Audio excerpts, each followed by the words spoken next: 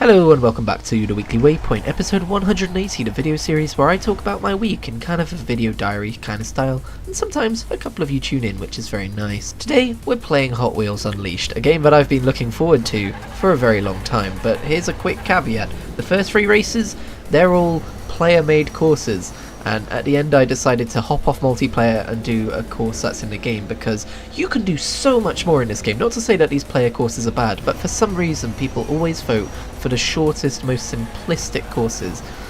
Luckily they weren't super short, the ones I played today, but they were pretty simplistic some of the time, and I think it's because they're either farming coins or there's some sort of related achievement about, you know, playing other people's tracks. So I'm not sure what that's all about. It frustrates me every time. Like 8 out of 10 people voted for a straight line the other day, so that's an issue that I guess they need to address, or maybe they just won't. As for the game itself though, it's great. I don't regret spending £40 on it.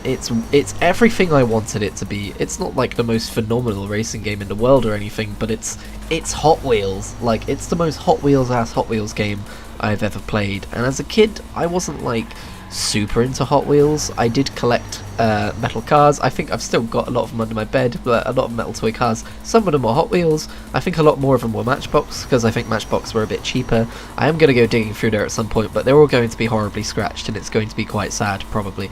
But this game is just so authentic. Like, the details on the cars. I'm currently driving one of the more boring ones just because I happen to get it as a legendary, and if you're going to play multiplayer you're probably going to want to be driving your most high quality car, because cars do have stats even though you can upgrade them. But I found a livery that turned it orange. It's meant to be a Porsche Quattro or whatever it is. Sorry, not a Porsche, an Audi. Whoops. Actually I don't remember anymore. As you can hear, I'm still a little bit ill. I'm mostly better, but today my sinuses ache, so that's fun. It feels like someone's pressing on the inside of my face with a hand and trying to push it off my head. So that's a lot of fun to be dealing with. I'm not going to talk too much more about Hot Wheels Unleashed because I think you can see it for your own eyes on the screen right now. If you like what you're seeing, you probably will enjoy this game. If you're there going, it's not really my kind of thing, then you're probably not going to enjoy that game. It's a simple game. It's pretty much as simple as that. You know, it's a racing game. It's not like an RPG where you can't tell at a glance whether you'd want to play it or not. But yeah, this game does focus a lot on drifting, and it's very hard to like nail the perfect drift. So there's some skill-based stuff in there, and it's pretty fun.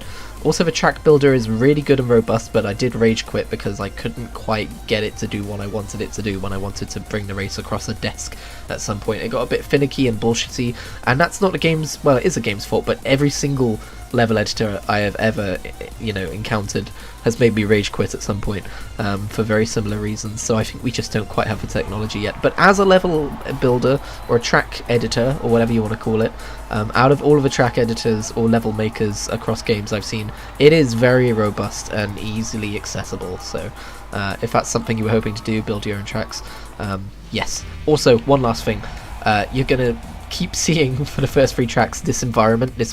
It's basically just an empty room. That's not the only environment. There's like I think 6 more, and they're all actual, like, oh, you're racing through a basement and there's loads of detail in there, or you're racing through a skyscraper, you know. There's actually, this is like the most boring environment, but everyone seems to have chosen it. You can even customize the basement. I don't know about the other environments, but you can customize the basement to look how you want it to look. You can change the wallpaper on the world that you're racing through. How cool is that? And like the ground texture, and it's well cool. But I digress. Last week I talked about Pokemon Go and how I was playing a lot of that, and I still am, but that inevitably kind of got me back into playing Pokemon Sword a bit, because this weekend there was an event. Sorry, it's over now. But don't worry. You know what? Fucking hang on. Let me talk about the event first, and if you get FOMO, I'll tell you what I can do about it for you. The event was that they were putting Alolan starters in max raid battles, but they weren't just like, oh, I guess I got Alolan starters, that's cool. It's more like, if you find like a 5-star max raid battle, you're gonna get like a level 60 like not Tepig, sorry, wrong fucking generation. You're gonna get like a level 60 Rowlet or a level 60 Litten or a level 60 Poplio, and it's gonna have 5 IVs, like 5 perfect IVs, and that's really cool. So I basically tried to get 3 of each so that I could do my living decks. I didn't quite get there, but I did get some spares for a friend, so I'm probably just going to breed the rest. And that leads me to this. If you're listening to this and you're like, oh damn it, I missed them, if I know you, then just drop a comment and like I'll breed one for you, because I just today caught a Ditto with 5 IVs, so I think I should be able to breed some pretty decent Pokemon nowadays. I'm not hugely up to date on how breeding works when it comes to passing down IVs and stuff, but I'm pretty sure if I have a 5 IV Ditto and a 5 IV Litten, I should be able to hatch a 5 IV Litten, or maybe even a 6 IV Litten, because I've heard that you can do that if you've got 2 5 IVs, maybe, possibly, I don't know, don't hold me to that. But yeah, it was just fun, because I've always loved max raids and how that works. Like, the networking side of things is ass, don't get me wrong, like trying to find or join someone else's raid sucks eggs. They really need to fucking improve that. It's as annoying as it possibly could be. Basically, if you haven't played the game, you can search for other people's games, but it's like a search within other activities of someone just saying, hey, I just found this Pokemon, or hey, I just hatched this Pokemon. So sometimes you'll get hardly any, and then sometimes people will have them privatized, but you can still join onto them and not be able to get in because of the password. Or what will happen most often is you will join one, and it'll just be like, you'll have to wait a minute for you to join the room, and then it'll be like, oh, sorry, a networking error occurred, or oh, sorry, this room was already full, you know, and it's just like, fucking, we're living 2021, you could do this better, Nintendo. But the actual max raids themselves, as I'm sure I've ranted on about in this series, probably tens of episodes before this, when I was first playing through it, are amazing. I loved them.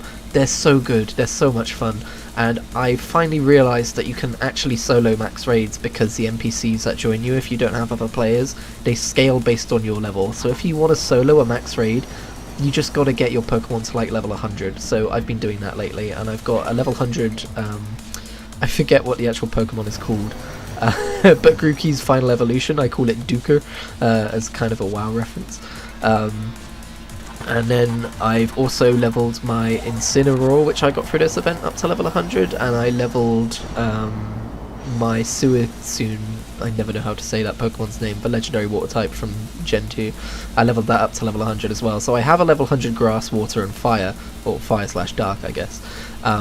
So now I just need to work on getting full type coverage for all the level 100 Pokemon, you know.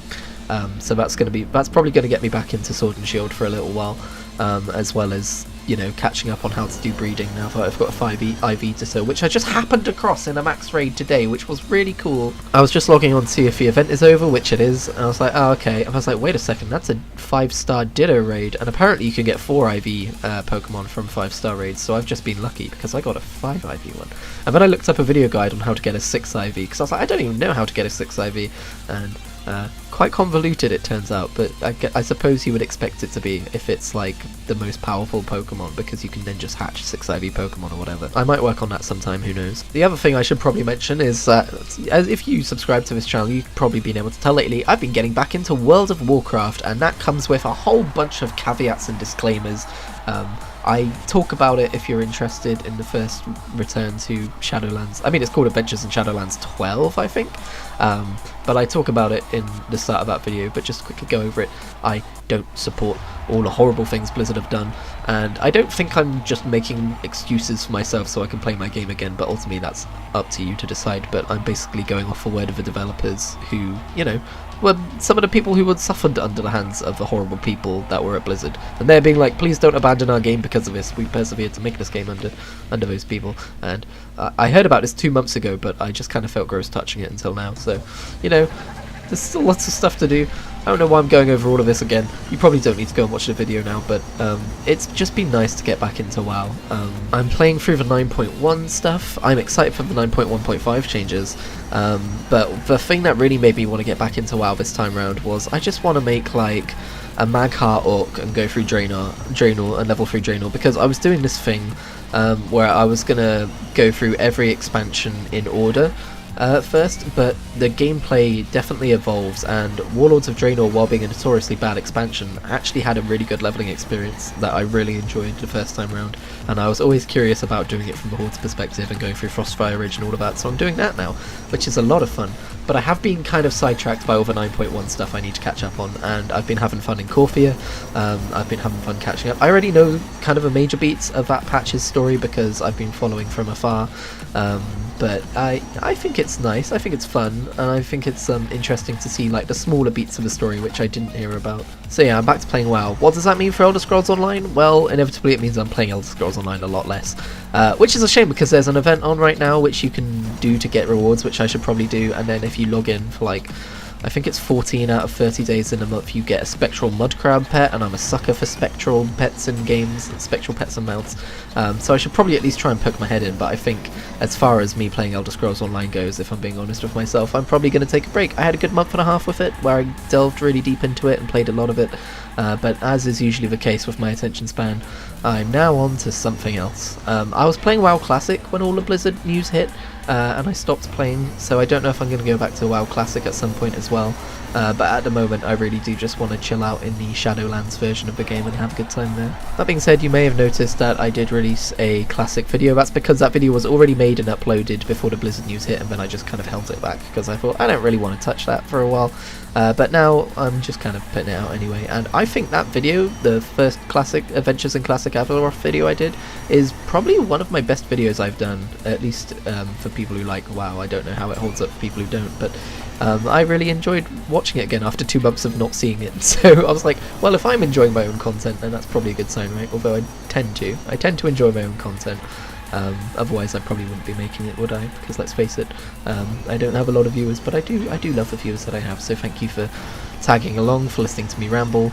I hope you enjoyed this Hot Wheels Unleashed footage. This of course was a track made by the actual devs, that's in the game campaign, but you could make this track if you wanted to. You could make a track just as detailed as this. The level editor is very robust, so thank you for watching, and I'll see you next week.